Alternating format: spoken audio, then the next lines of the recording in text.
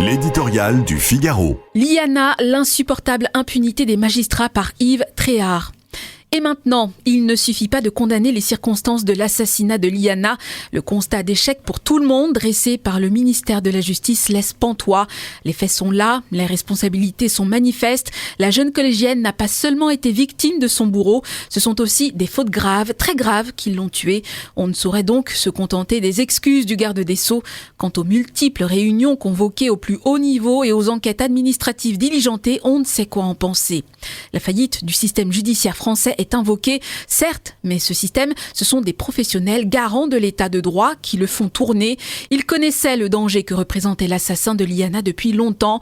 Comment une plainte contre lui pour le viol d'une fillette a-t-elle pu dormir 9 mois dans les archives? La réponse n'est pas la sempiternelle question de moyens, car le tribunal d'Auch ne croule pas sous les dossiers. Où est-il écrit, par ailleurs, qu'il faille attendre la fin des investigations pour ordonner une garde à vue? Les arguments de la procureure d'Auch ne tiennent pas un instant, surtout quand la protection des mineurs, érigée en priorité des priorités par la chancellerie, est en jeu.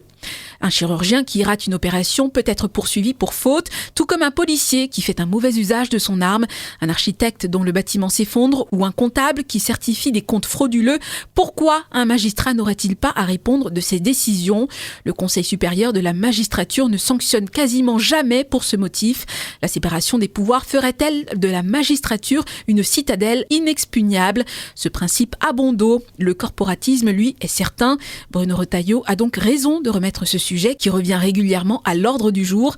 C'est aussi un enchaînement de fautes judiciaires inexcusables qui a tué le jeune Elias, 14 ans, en janvier 2025 à la sortie d'un stade parisien. Liana, Elias et d'autres enfants ont été les victimes des conséquences mortelles de fautes professionnelles graves. On ne peut plus tolérer qu'elles restent impunies.